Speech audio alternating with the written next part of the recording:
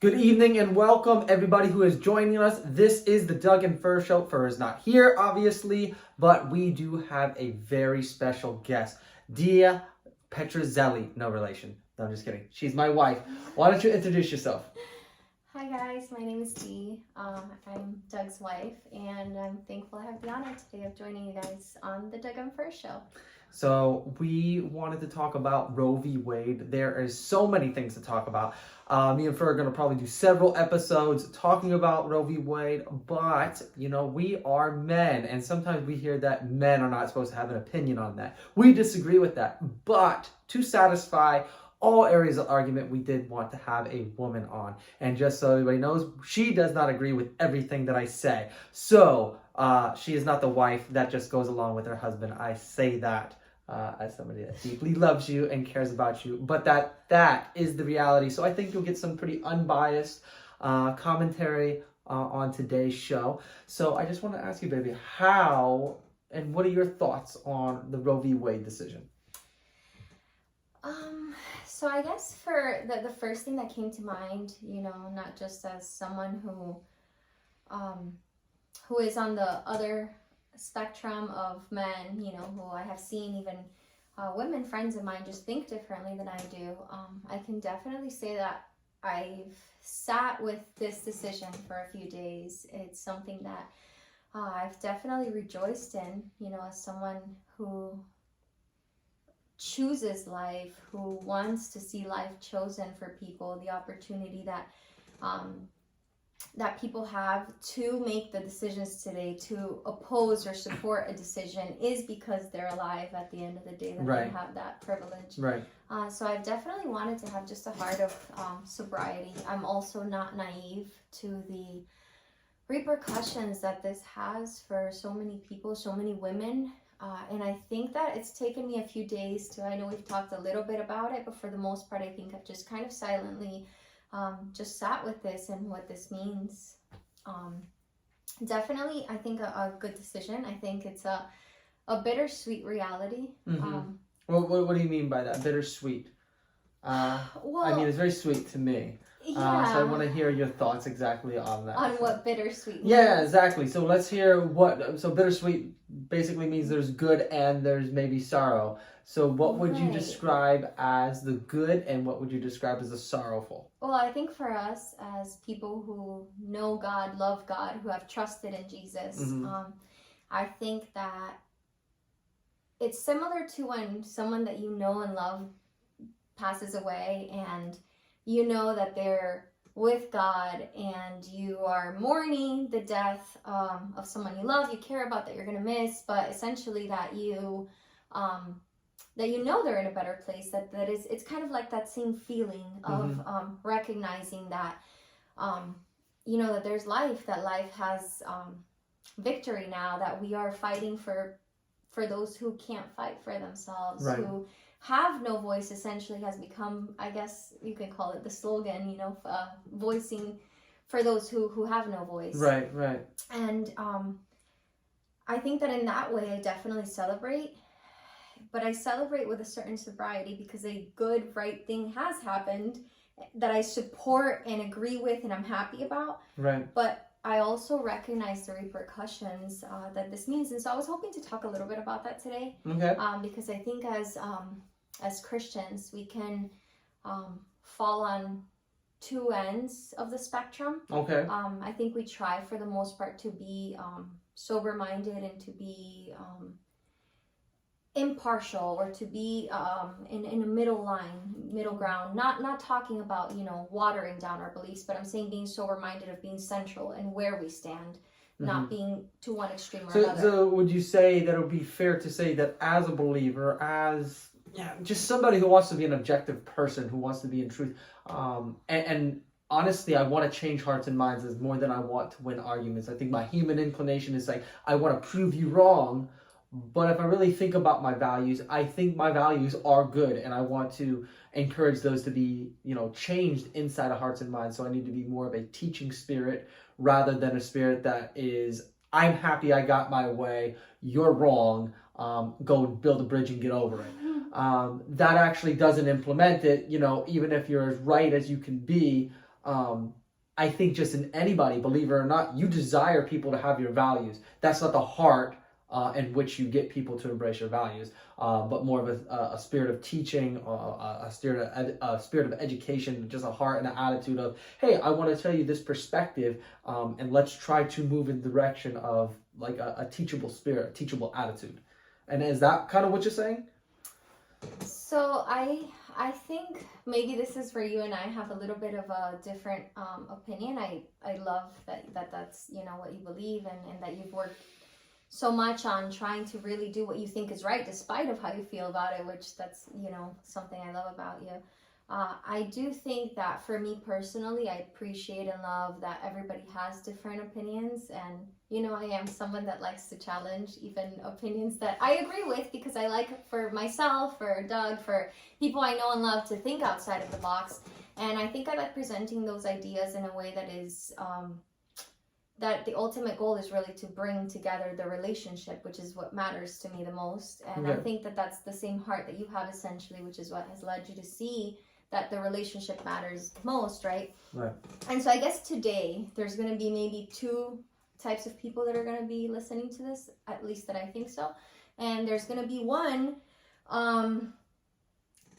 people who share in a lot of our values, that love God, that know God. And, to those people, with everything that we have to say today, I just want to remind to hold fast to what we believe. Yes, to fight for what we believe in, but to do it in a way that is sober-minded, that is full of love, that is full of compassion. Because when we see Jesus, we see him as someone who met the marginalized at the margins, who we're told did not count equality with God as something to be grasped, but took on the form of a servant. And so if we think in that same way, we take our words with caution and measuring them carefully, I think we'll find ourselves maybe questioning our own hearts and our motives and where we stand.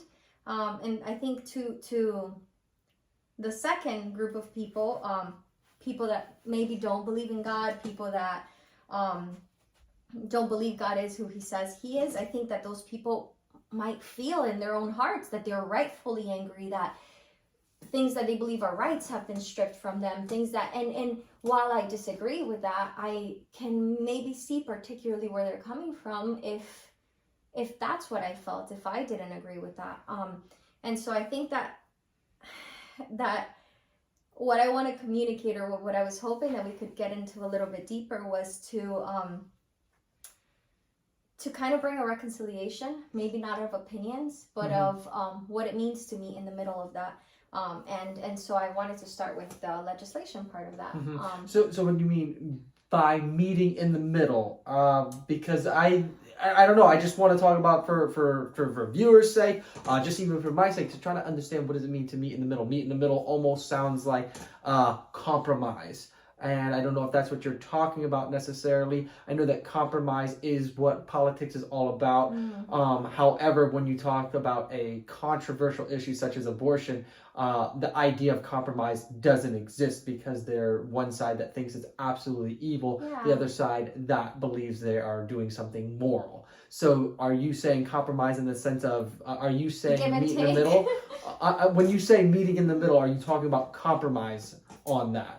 So when I say meet in the middle, I guess we could start at the legislation portion of it. Okay. Just touch a little bit on that. I don't want it to be the focus, because I don't want it to take away from, everything that was on my heart to talk about today. But I did want to start with what that meant and the legislation part of it. There we have a constitution. We're a nation that has been founded on Christian Judeo values that have molded and formed our nation into what it is today, that has given us the freedom, not given us, but has reminded us and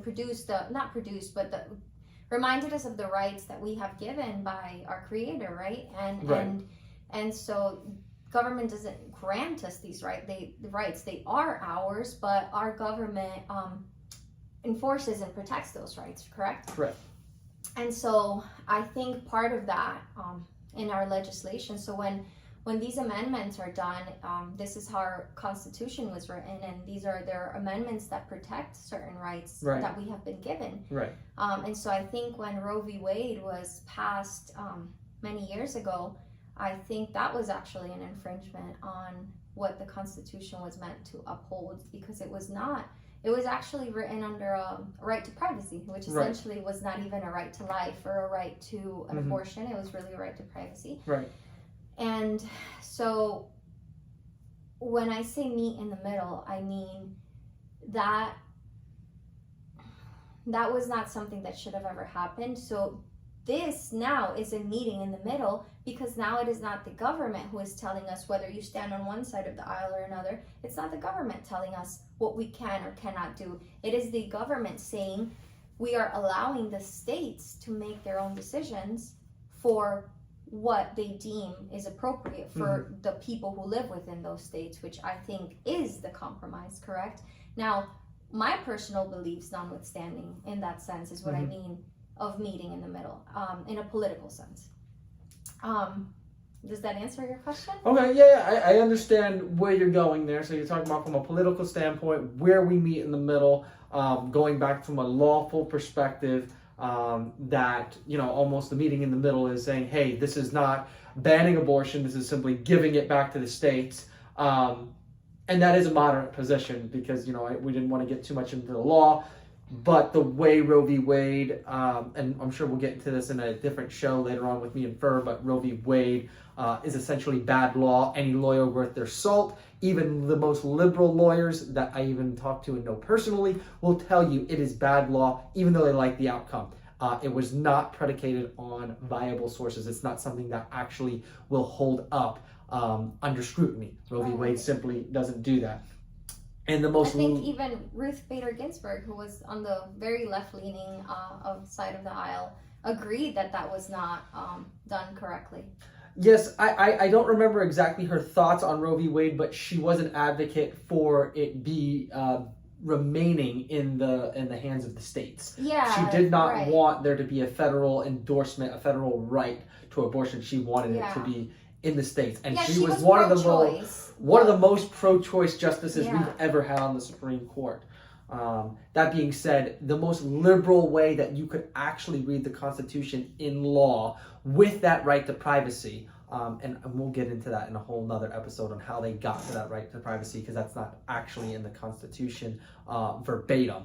So that being said, the most liberal way to look at the Constitution and read the right to abortion would be to give it to the states. That's the most liberal way that you could possibly lawfully look at the Constitution. So I understand what you're saying when you're saying meeting in the middle from a moral perspective, but from a political and legislation perspective. Correct. Okay. Yeah, and that for me is something that I think is important, because we do live in a nation where not everyone agrees, and and I think it's important to find some common ground for being able to live together. Now, when it comes to not just a moral, but what I believe a right thing, I have been weighing a lot with the decision, not because I don't think it is good and right and just. I do, and I rejoiced for sure, because there is no question about it. Right. Regardless of what our feelings are, regardless of what our background is, of what experiences are, when something is right or when something is wrong, it is just something that we know. It is something that we, even that moral compass that everybody's born with, I believe, is something that tells us that there's something not right or wrong with something. And I think that it's important that the more that we stuff that down and we learn to disassociate from that, I think that's where it can get tricky. But I also understand that there are passions, that there are experiences that people have lived through. And so the reason I say that I wanted to weigh in on that a little bit more is because I have seen so many people make it about a legislation thing. And I know that the Doug and Fur show is definitely a political podcast. It's something that, just influences the hearts and minds of people who listen to it from that standpoint. And I was hoping that we could do a little bit of a take on, I guess, more of the spiritual aspect of that and those repercussions, which I think weigh heavier on me than maybe the political ones, because I think I can be politically more swayed than I can be, I guess you would call it morally, because I'm very right on my moral values, I guess. What do you mean by right on your moral values? Right leaning. Okay. So you have a conservative leaning on your moral values. Yeah, okay. I think I'm more I maybe a little bit more toward the middle, but definitely more right leaning. Yeah, I'm not saying I'm right about everything that I believe, but I do think that there are right and wrong truths, and they're simple. You know, I have different beliefs than you do, than other people do, but there is right and wrong, regardless of what any of us feel. And so when it comes to that, I did want to weigh in on the repercussions that this has. Okay. You're talking about the overturning of Roe v. Wade, the actual repercussions that's going to have on our society. And when I hear stories of women, and I hope it doesn't come to this again, but when I do hear stories of women who went so far as harming themselves, went as far as downing a bottle of bleach to have an abortion, that's gotta like raise up a question in me as a Christian of, man, where was this person that they were so desperate and so alone and so hopeless that this is what they thought was the only option to turn to, right? Right. And I think historically the church has, in its own mind, tried to do the best to support and love people well, but we are humans, we are imperfect, we are broken, all of us, and I think that our attempts can fall short, and maybe the same grace that we try to have for others is not the same grace that is extended to us because more is expected of us. But I think as I explore that thought, I think, man, there's got to be something that we as church can do rather than just preach legislation and say this is right or wrong. And historically, don't get me wrong, historically the church has been what has stepped in the most. I don't know if you want to talk a little bit about that, because I'd love to. I love hearing your points on how the church has really done so much to help women who find themselves in these situations. And then maybe I can expand a little bit on what we haven't done right, and kind of challenge us to move in that direction now that this is a truth. But I did want to hear a little bit more about. Right. So civil societies, which are just institutions that humanity,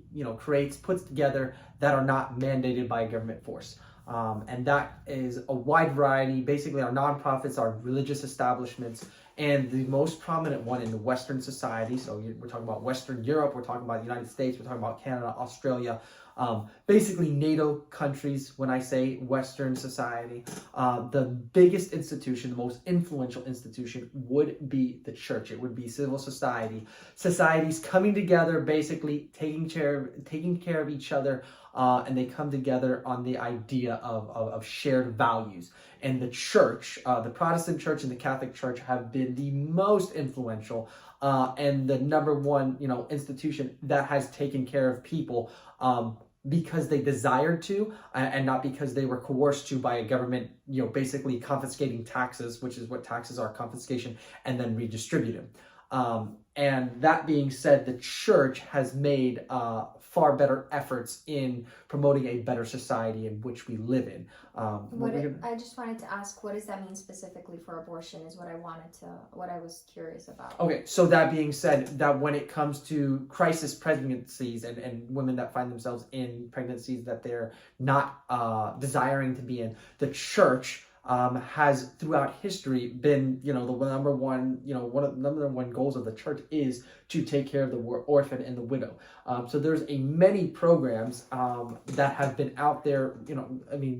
We can go back to the beginning of the church, orphanages, hospitals. Those were, innovations that the church made and created, church, right? that started these things over 2,000 years ago now. Right. So these are things that the churches have done over, the time of the church. So these have been constant things that the church has done as far as taking women that were pregnant and putting them in homes and giving them support, women that didn't have the father around. So there's a lot of those things. Recently, they would go as far as to provide free ultrasounds and right. forms of healthcare aside from just the the diapers and things like that, provisions for the babies. I think they also provided that care Right, for women, right? right. And there's a lot of these nonprofits that are backed by churches. Mm. And one of the things we don't hear about that as much is because we don't typically find churches and religious establishments in general boasting about all the good things that they do. Yeah. And, you know, obviously what gets more light in this world are the negative things, and that's just human nature. We're more attracted to a train wreck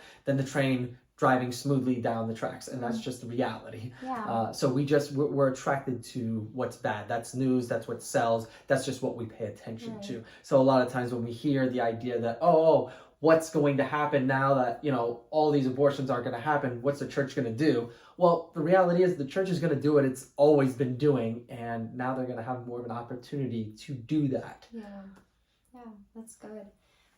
Yeah, I definitely think that, you know, like you said, we tend to focus more on the negative, and by no means am I saying there's not much of that to look at, because historically, just as the church has done so much good, we've also fallen short in a lot of aspects. And just as I've been thinking about this decision, and for me personally, for us personally, what that looks like and what we want to do with that weight is not just dismiss it or not just be so callous as to what I have heard some of my brothers and sisters share publicly about being callous to the repercussions of this. Yes, we are celebrating life, but we're also, I think, sadder or more sorrowful than the loss of one life is the loss of two lives, of that baby and the mother. And I think that we can gain more by really meeting people and loving them well.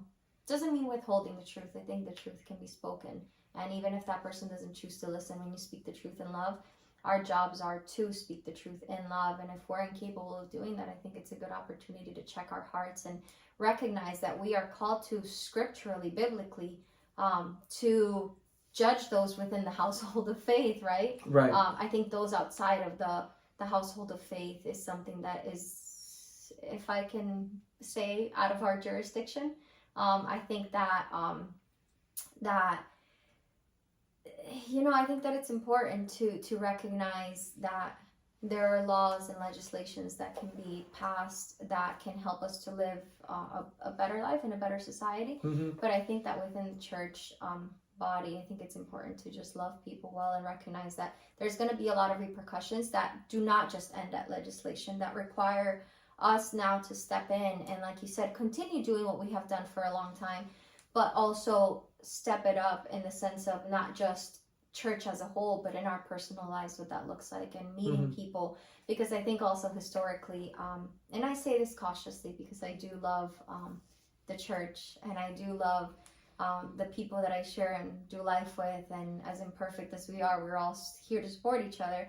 But I think it's important to recognize that we don't historically have the greatest rap for loving people in the midst of their messes. I think maybe people's messy lives bring up the messiness in us, and it makes us uncomfortable, so we can be maybe judgy, or rather than receive people with open arms to help them come out of a situation, especially a young teenager who's gotten pregnant out of wedlock, you know, who has to walk around wearing a scarlet letter, as opposed to being brought in and reconciled and taken in with love and, you know, reflection. And then that comes with time. But I think that our first response has maybe not always been, at least in maybe the places where I have been, where people have been welcomed with open arms. And I think it's a good opportunity to display that. I think we see that perfectly done when Jesus loved people, when he had compassion for people, and he reserved some of his harshest words for the religious folk. And I'm not talking about like today's, I'm talking about back in the day, you know, the Pharisees who thought they did everything right, were blind to their own faults. And so I think that it's a good encouragement to say, yes, let's celebrate this, let's rejoice in this is a good, right, just thing that has happened, but let's also weigh the repercussions of that. And I don't know that Jesus ever boasted about throwing things in people's faces, you know. I think when he called out sin for what it was, and then he would say, go and sin no more, right. Repent. And so I think that that's where we begin. Right. And I think that's like a good place to kind of start challenging each other as a church. Right. So as thrilled to death as I am about this legislation, and like I said, there's so much more to get into. I don't think the fight is over from the legal standpoint, but even if I were to say I could get everything to be my way from a legislation and legal point, that's not the end goal. If there are laws on the books that people hate, that's not and that's not the end goal. The point is to change hearts and minds, for us to be a freer people. That equals us to be a more prosperous people. That makes us for a better society. But in order for us to be the freer people, we have to be a moral people. We're able to be more free once we are more moral. So it's about changing those hearts and those minds rather than just legislation. Legislation, good. Legislation, very, very important. Changing hearts and minds are much better. What are the attitudes that I'm carrying with myself? If I want to change culture, if I want to make an impact on culture, which is, the ultimate idea of this show, and the whole heart behind the show is to change culture, which is the hearts and minds that are in the overwhelming majority. That's what culture is thoughts, attitudes, and outlooks of the overwhelming majority. That's culture. How do we change that? It's not going to be with me having a bad attitude. It's going to be having a good attitude. People are attracted to people that are humble. People are attracted to people who, when they have a win, they're not boastful in it. And when they have a loss, they're not a sore loser about it, but they're focused on their values. They're focused on what they're trying to do, and they have a good attitude through it. And I think that's kind of the point that you're trying to make, is like, absolutely. What do we do with this win, with this overturning of Roe v. Wade? How are our hearts, how are our minds being carried? Because ultimately, I believe culture pushes politics. And I think that what pushes politics is religion. I mean, what pushes culture is religion. And, as much as I believe that my religion is a relationship with God, it still is a religion, and it has values. And I do believe it comes from a God that tells me how to live and conduct my life. And he's very, very concerned with how I treat other people. Yeah, absolutely. And I think he does that not because he's a mean God who doesn't want us to have fun. I think he knows what's best and what's good and what's true and what produces fruitful living. And I think that based on that is why he has given us these gifts of knowing what we can do to live our lives in the best way possible and to have good relationships.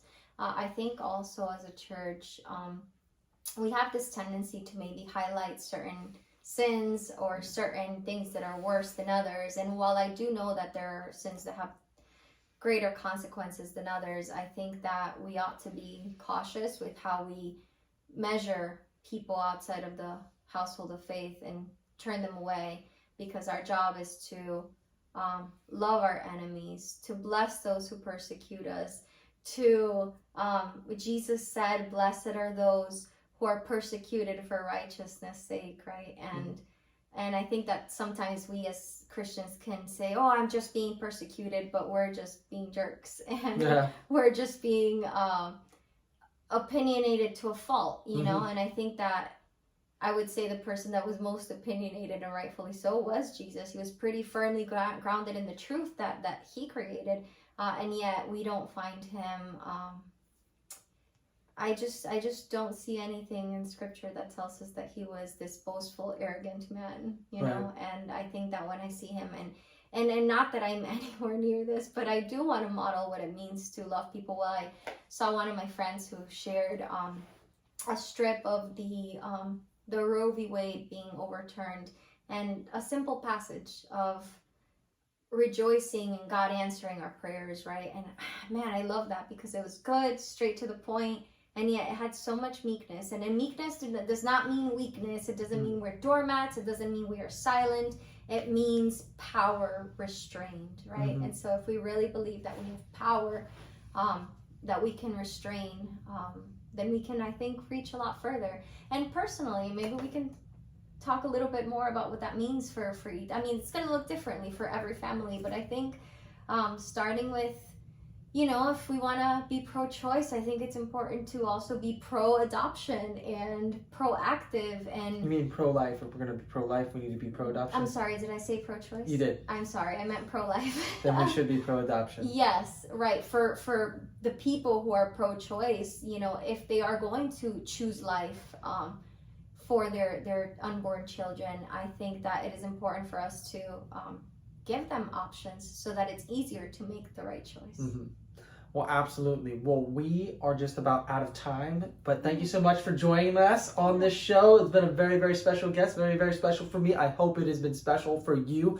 This is the Doug and Fur Show. Please tell your friends about this show. Please like and subscribe to our various social media platforms, and please share this content with others. But this is it for now. This is the Doug and Fur Show.